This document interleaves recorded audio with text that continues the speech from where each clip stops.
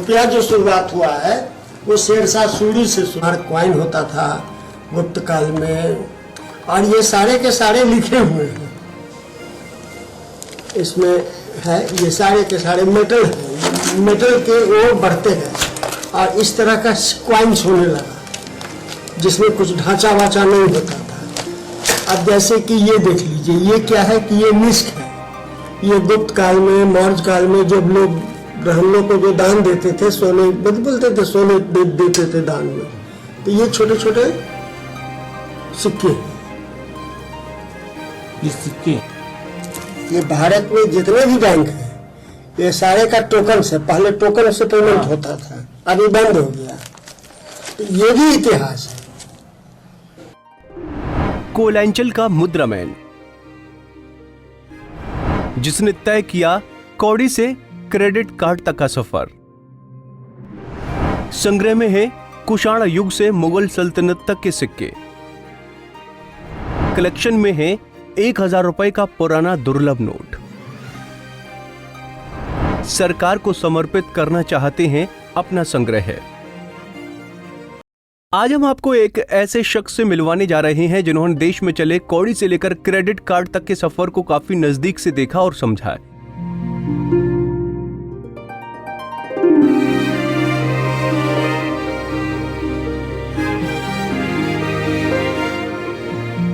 इनके कलेक्शन में कुषाण युग, चोल वंश, खिलजी या मौर्य वंश सभी काल के सिक्के और करेंसी मौजूद है, और अब तो वो अपने इस शौक को देश को समर्पित करना चाहते हैं। एकदम आदिम काल में जब लोगों का विकास शुरू हुआ, जब लोग कुछ बनाने लगे, मिट्टी को जानने लगे कि ये मिट्टी से कुछ किया, तो ये टेढ़ा। वैसे तो इस दुनिया में कई शौकीन मौजूद हैं, लेकिन ऐसे शौकीन कम ही हैं जिनके शौक को देखने और जानने के बाद गर्व महसूस किया जा सके। आज हम आपको एक ऐसे ही शौकीन और उनके शौक से रूबरू करवाने जा रहे हैं जिसे देखने के बाद आप उन पर गर्व महसूस किए बिना नहीं रह पाएंगे। संग्रह में है दुर्लभ 1000 के नोट। धनबाद के कुसुम विहार स्थित अपने घर के लिए विशेष संग्रहालय में अपने हाथ से ही बने 18 फाइलों में उन्होंने इस संग्रह को बड़े ही सलीके और जतन से संभाल कर रखा है। उनके संरक्षित संग्रह में दुर्लभ सिक्के, मुद्रा, त्रुटिपूर्ण नोट्स, चेक, हुक्मनामा और फैंसी नोट्स शामिल हैं। आनंद ने कुषाण युग, खिलजी काल, चोल, उज्जैन और विजयनगर राज्यों के सिक्कों को सुरक्षित कर रखा है। मौर्य, मगध और दिल्ली सल्तनत से पंच चिन्हित सिक्के भी उनके संग्रहालय में मौजूद हैं। इसके अलावा संग्रहालय में समकालीन त्रुटि सिक्के भी हैं।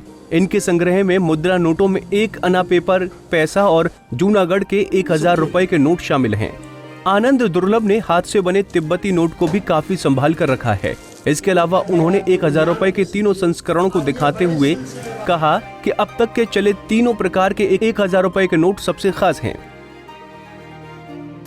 हाईएस्ट डिनोमिनेशन नोट जो मेरे पास है 1000 रुपये का, रिजर्व बैंक ऑफ इंडिया बनने के बाद का पहला नोट। जब भारत में 1934 ईस्वी में रिजर्व बैंक ऑफ इंडिया बनी, 1935 में उसका गठन हुआ। उसके बाद जॉर्ज 6 का उस समय भारत में राज था, और जॉर्ज 6 के ज़माने में रिजर्व बैंक ऑफ इंडिया के द्वारा 1000 रुपये का ये नायाब नोट। क्योंकि तीनों बार ये नोट ब्लैक मनी रखने वालों की वजह से रद्द किया गया था। पहली बार अंग्रेजों द्वारा 1938 में 1000 के नोट लॉन्च किए गए थे। इसे 1946 में वापस ले लिया गया।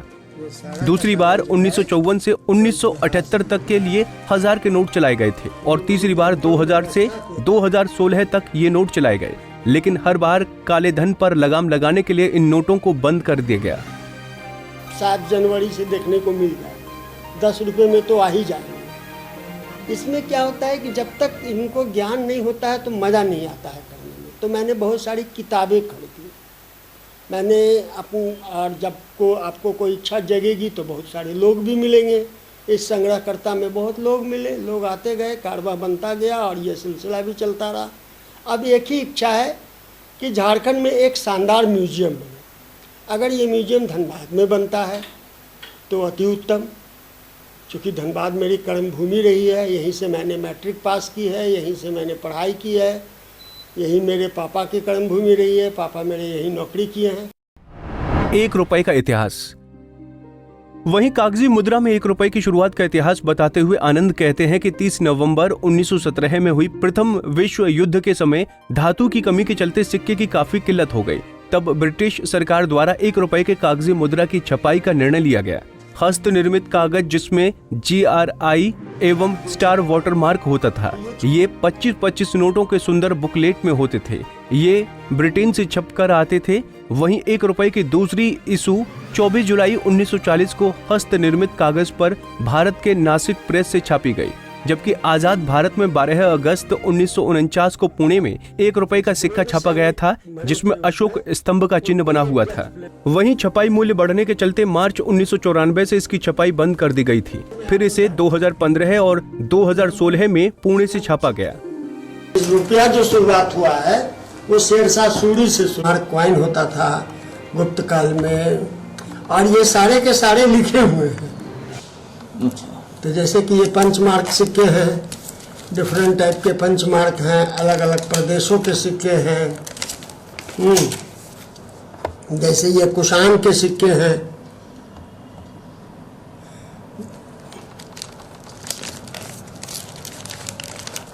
इस तरह करके ये सारे सिक्के हैं। हम सारे होल्डर्स पे सबका डिटेल्स डाला हुआ है कि क्या चीज है। वो सिक्का है, इसको मास्क कहते हैं। मैंने कि ये क्या है कि 1 ग्राम नहीं बल्कि 0.5 ग्राम का सिक्का सब है। इसमें है ये सारे के सारे मेटल है। मेटल के वो बढ़ते हैं और इस तरह का कॉइन्स होने लगा, जिसमें कुछ ढांचा वाचा नहीं होता था। अब जैसे कि ये देख लीजिए, ये क्या है कि ये मिस्क है।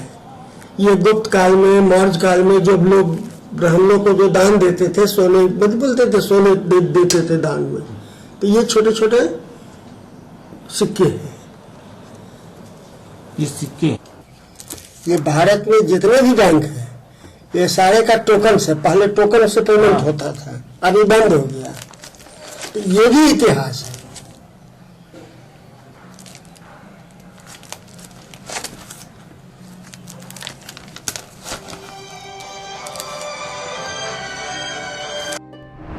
आजादी के बाद खादी हुंडी। वहीं आनंद ने हुंडी के इतिहास का जिक्र करते हुए कहा कि कागजी मुद्रा जो आपसी विश्वास समझ के प्रतीक रूप में आरंभ हुआ, अपने शुरुआती दौर में हुंडी यानी विनिमय पत्र या यूं कहें आज का ड्राफ्ट चेक से मिले जुले रूप में था। ये एक जगह से दूसरे जगह धन हस्तांतरण का सबसे आसान और विश्वसनीय तरीका था। यानी धन हस्तांतरण या विनिमय के लिए वैध कागजी मुद्रा के अलावा कई वैकल्पिक वस्तुओं का विकास हुआ, जिसमें हुंडी जो शुरुआत दौर से लेकर आजादी के बाद खादी हुंडी के रूप में खासा प्रचलित रहा।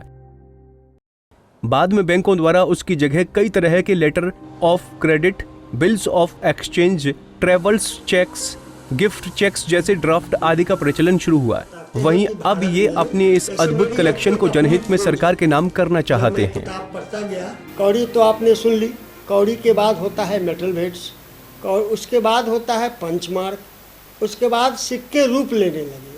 और ख़ास करके अकबर के ज़माने में 1526 में या उससे पहले हुमायूं के ज़माने में जब शेरशाह सूरी अपने यहाँ हुआ से, और हमारे यहाँ जो चांदी के रुपये हैं वो शेरशाह सूरी की देन है। और हम लोग जो बोलचाल की भाषा में बोलते हैं इसका क्या दाम है, इसका क्या दाम है, एक्चुअली जो दाम वर्ड है ना, ये दाम वर्ड अकबर के ज़माने में 20 ग्राम के तांबे के सिक्के को बोला जाता था।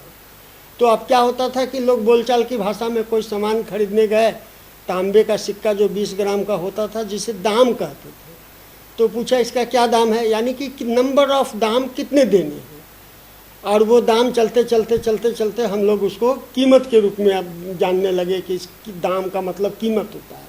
बट सच्चाई ये है कि दाम जो है सो तांबे का 20 ग्राम का एक सिक्का है।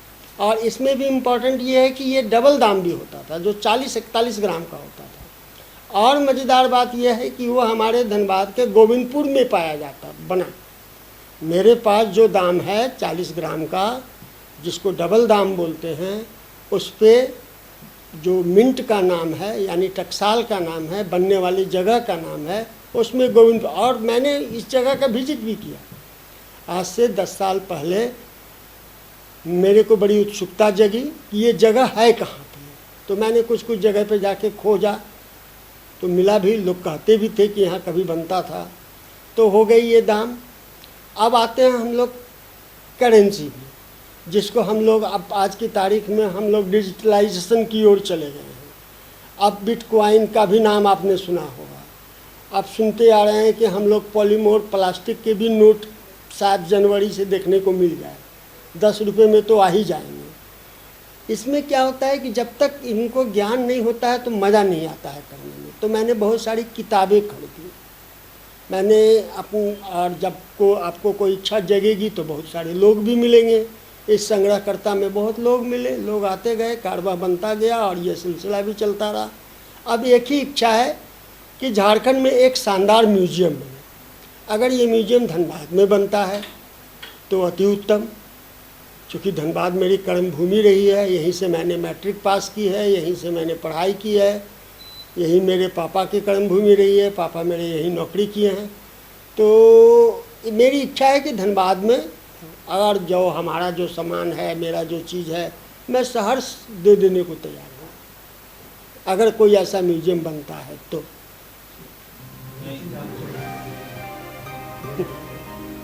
LIC में डेवलपमेंट ऑफिसर के पद से रिटायर्ड अमरेंद्र आनंद पिछले 5 दशक से पुराने करेंसी और सिक्के कलेक्ट कर रहे हैं। आज उनके कलेक्शन में देश में चले अब तक के हर प्रकार की करेंसी के साथ साथ पहली शताब्दी से लेकर आज तक के सैकड़ों प्रकार के सिक्के शामिल हैं। धनबाद से नीरज की रिपोर्ट। हमसे जुड़े रहने के लिए हमारे YouTube चैनल को सब्सक्राइब करें और नई वीडियो की नोटिफिकेशन के लिए बेल आइकॉन को दबाएं।